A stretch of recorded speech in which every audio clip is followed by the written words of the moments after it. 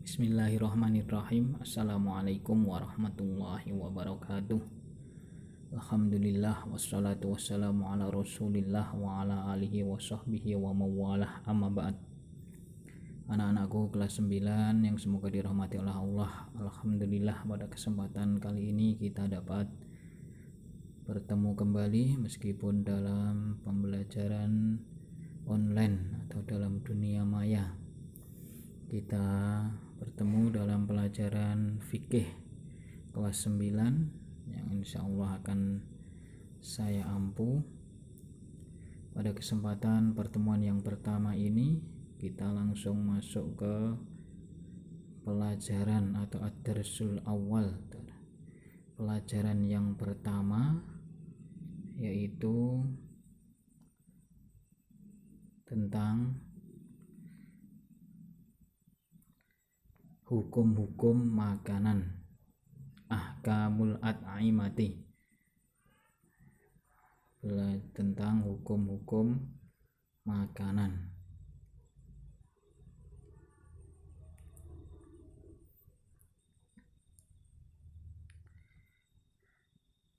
Yang pertama, silakan dibuka bukunya, nanti di buku ada, dicari, itu masih di bawahnya judul.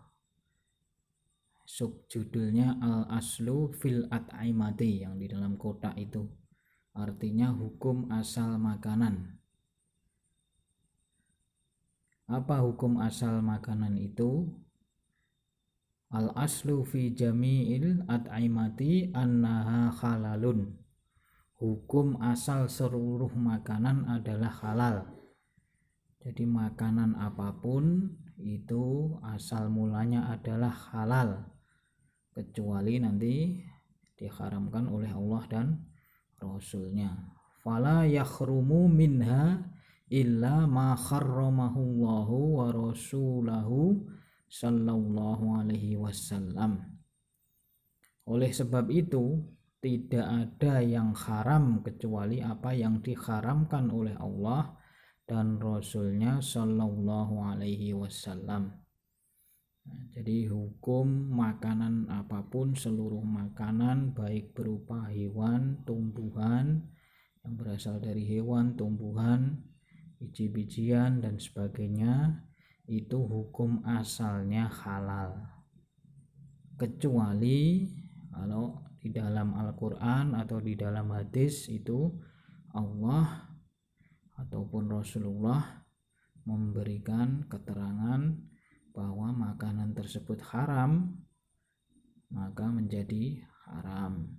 Jadi contohnya dari jenis hewan, ya, babi telah haram di dalam Al-Quran, berarti babi haram. Selain babi apa itu nanti dijelaskan. Jadi yang jelas apa yang menjadi tidak ada keterangan halal haramnya di dalam Al-Quran itu menjadi hukum asal, boleh dimakan. Kemudian subbagian yang kedua al-at'imatul mubahah, makanan-makanan yang diperbolehkan atau yang mubah. Itu apa pengertiannya? Pengertiannya adalah kullu malam yaridus syara'u bitakhrimihi minal at'imati fahuwa mubahun. Segala sesuatu yang tidak terdapat pada syariat itu atas keharaman dari makanan tersebut, maka dihukumi boleh.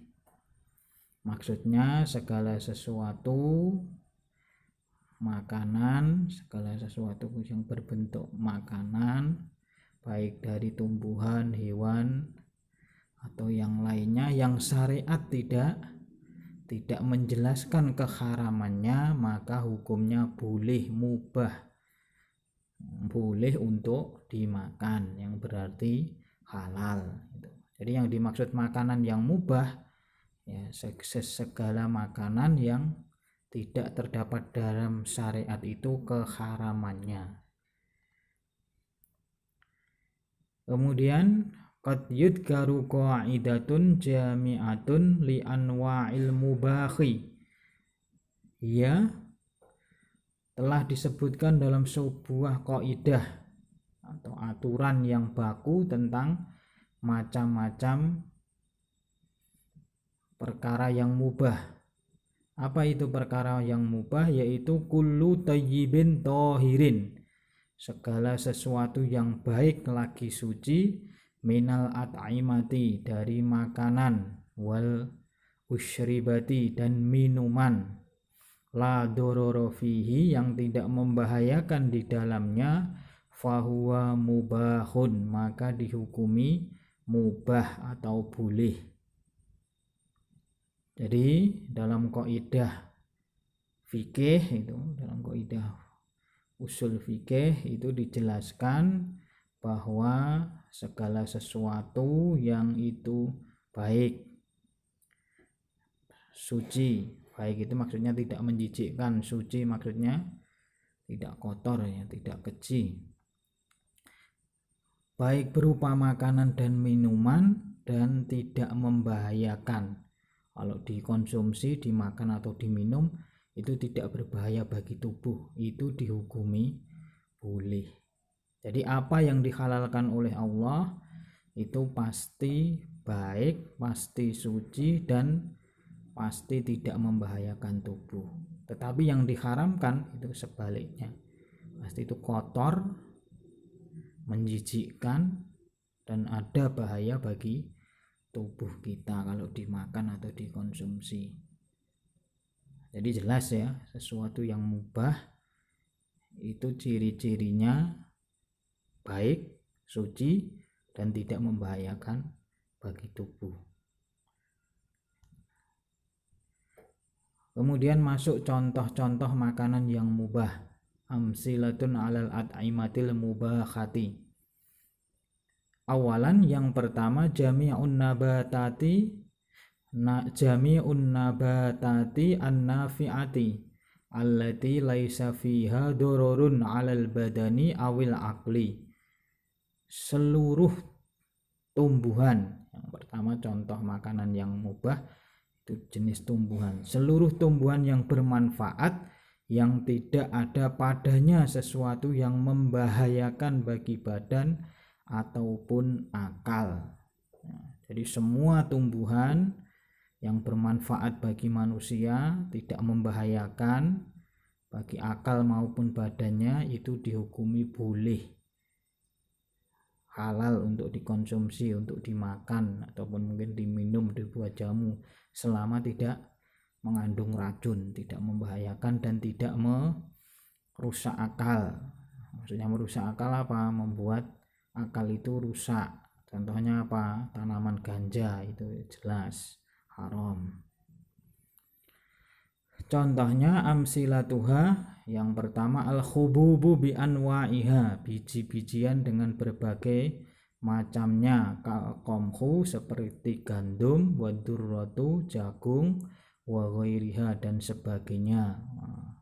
Contoh makanan yang halal atau boleh dikonsumsi dari jenis biji-bijian ya, gandum, jagung, dan sejenis kacang, itu halal untuk dimakan. Yang kedua, dari jenis buah-buahan, as-samaru bi anwa'iha katamuri wal a'nabi wat tufahi wa ghairiha. Buah-buahan dengan berbagai macamnya seperti tamar, kurma, a'nab, anggur, kemudian tufah, apel.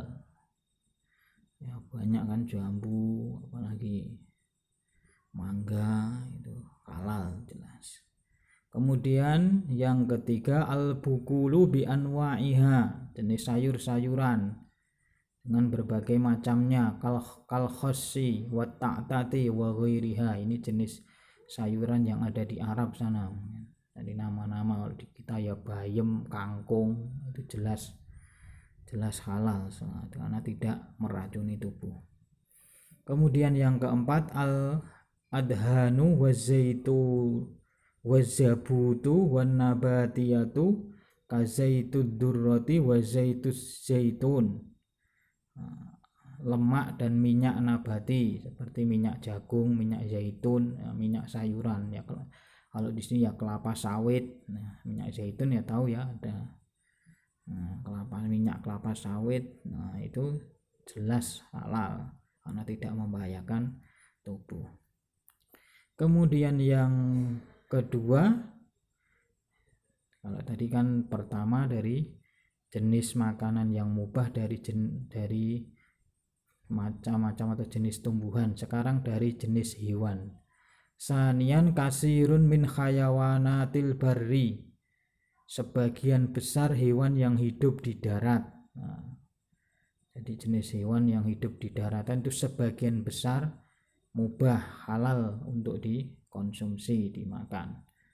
Mislu al-ibilu, unta, wal bakoru, sapi, wal ghanamu, kambing, watusamma bahimatul an'am, sapi, kambing, kemudian unta itu dinamakan atau disebut hewan ternak.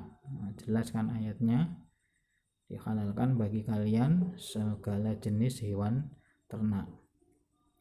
Wa mislu, dan begitu juga al-khail, kuda, wal khimar, keledai, wal khimarul wahsyi,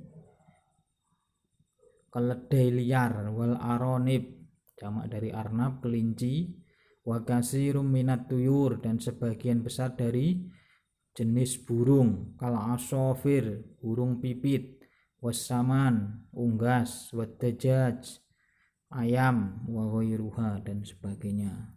Jenis-jenis burung pun juga halal untuk dimakan selama tidak membahayakan, dan syaratnya harus disembelih.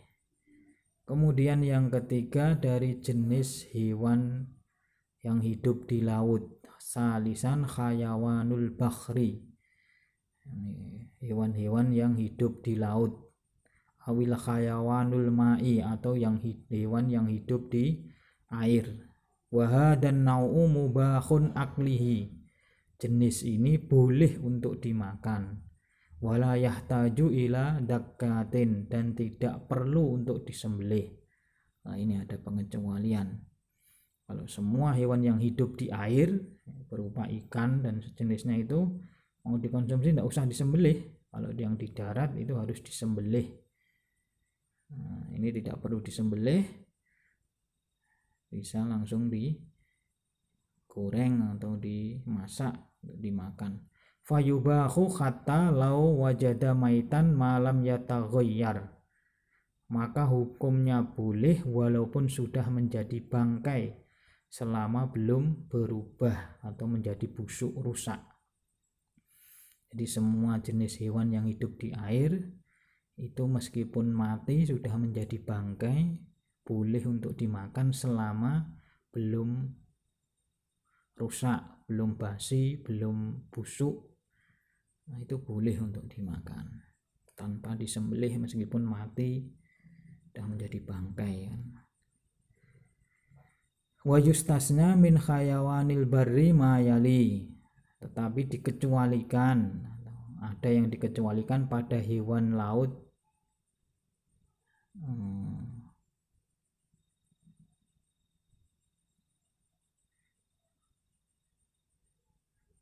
hewan bari ini sebenarnya hewan laut yang berikut ini. Itu keliru, min khayawanil, bukan bari, itu ma'i, hewan laut, atau bakhri, khayawanil bakhri ya. Hewan laut yang memiliki racun, dawatus samumi kal khiyat, seperti apa? Ular, wal asmakus samah, dan ikan yang beracun. Kan ular itu hidupnya di air juga. Itu meskipun hidupnya di air itu tidak boleh dikonsumsi atau haram karena memiliki bisa atau racun itu, dan jelas keharamannya. Kemudian ikan-ikan yang beracun juga itu tidak boleh, ada ikan itu. Yang kedua, ma wajada maitan wa qad taghayyarat raihatahu li'annahu yakunu mustakhbisan, hewan laut yang didapati sudah mati dan telah berubah baunya atau busuk karena hal itu termasuk sesuatu yang menjijikkan. Nah, begitu juga jenis hewan apapun yang hidup di laut sudah mati dan baunya sudah busuk, maka itu tidak boleh dikonsumsi atau haram karena sudah menjijikkan. Anak-anakku yang dirahmati oleh Allah, kita masuk yang keempat, jenis hewan yang boleh dimakan. Nah, ini yang keempat, al khayawanul barmaiyu, hewan amfibi. Apa amfibi? Wa huwallazi ya'isu fil barri wal bakhri, yaitu hewan yang hidup di darat dan di laut, di dua alam, amfibi. Mislun, contohnya tuyurul ma, jenis burung-burung air. Apa? Burung kuntul kalau dulu itu putih itu, terkadang kan nyari ikan, nyari makannya di dalam air. As-sulahfatu, kura-kura, penyu. Kura-kura itu kan terkadang juga di air, terkadang juga di darat. Kalbul ma, anjing laut. Anjing darat jelas haramnya. Wassaroton, dan kepiting. Jadi kepiting juga boleh untuk dimakan. Jadi jenis ini amfibi ini boleh untuk dimakan yang hidup di alam. Nanti ada pengecualian amfibi yang tidak boleh dimakan. Wahadan nau'u halalun aidon kaskhayawanil bahril ma'i, jenis hewan amfibi ini juga dihukumi halal seperti hewan yang hidup di air maupun di laut. Kepiting, kura-kura, anjing laut, nah tadi boleh untuk dimakan.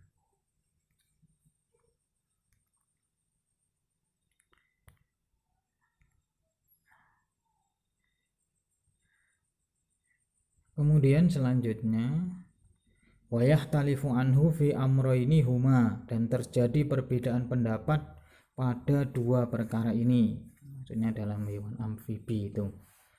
Yang pertama, la budda min tadqiyatihi tadqiyati syar'iyyati kama yudaqi al khayawanil barri, harus dapat disembelih secara syar'i sebagaimana dapat disembelihnya hewan yang hidup di darat. Nah, ada perbedaan pendapat kalau seumpama ada hewan amfibi, nah itu terkadang ada yang membolehkan kalau dia bisa disembelih di lehernya itu, nahrnya itu.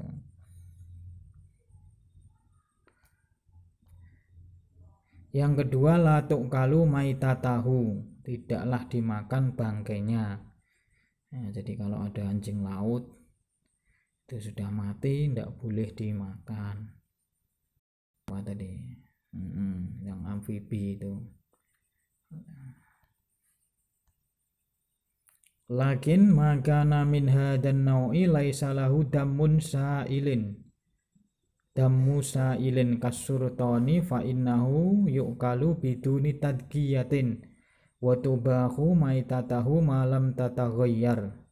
Akan tetapi selama hewan jenis amfibi ini tidak memiliki darah yang mengalir seperti kepiting, maka boleh dimakan tanpa disembelih, dan bangkainya dihukumi mubah selama belum berubah menjadi busuk. Nah, jadi jenis hewan amfibi kalau tidak punya darah, disembelih itu tidak akan mengalir darahnya. Contohnya apa? Kepiting itu boleh dimakan tanpa disembelih. Bangkainya pun juga boleh untuk dimakan, dikonsumsi selama belum berubah atau busuk. Wa yustasna minal barri ma'iyatin mayali. Akan tetapi dikecualikan dari jenis amfibi ini 3 macam. Apa saja? Ad-dha'fatu, itu katak. Kemudian at-tamsahu, buaya.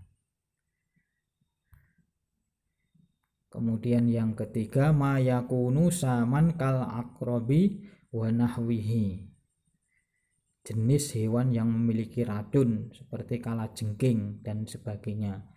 Jadi kalajengking itu beracun, makanya tidak boleh untuk dimakan atau dikonsumsi. Ya, jadi katak itu jelas haram, buaya haram, kemudian kalajengking haram. Nah, itu anak-anakku yang bisa dijelaskan pada pertemuan yang pertama pelajaran fikih tentang al-ahkamu al-at'imah, hukum-hukum makanan. Sekarang tugasnya menjawab soal-soal ini. Ajib anil as'ilatit taliyati jayidan. Uzkur anwa'un nabatati minal at'imatil mubahah. Sebutkan macam-macam tumbuhan yang boleh dimakan. Yang kedua, uzkur anwa' al-hayawan al-barri minal at'imatil mubahah. Sebutkan macam-macam hewan darat yang boleh dimakan. Yang ketiga, uzkur anwa' al-hayawanat al-barma'i minal at'imatil mubahah. Sebutkan macam-macam hewan amfibi yang boleh dimakan. Yang keempat, uzkur anwa'ul hayawanat al-barma'i minal at'imatil muharramah. Sebutkan macam-macam hewan amfibi yang haram untuk dimakan. Nah, kerjakan dengan baik, ditulis tangan, kemudian dikirimkan ke link yang saya bagikan ke Google Drive. Barakallahu fiikum. Subhanakallahumma wa bihamdika asyhadu an la ilaha illa anta astaghfiruka wa atubu ilaik. Wassalamualaikum warahmatullahi wabarakatuh.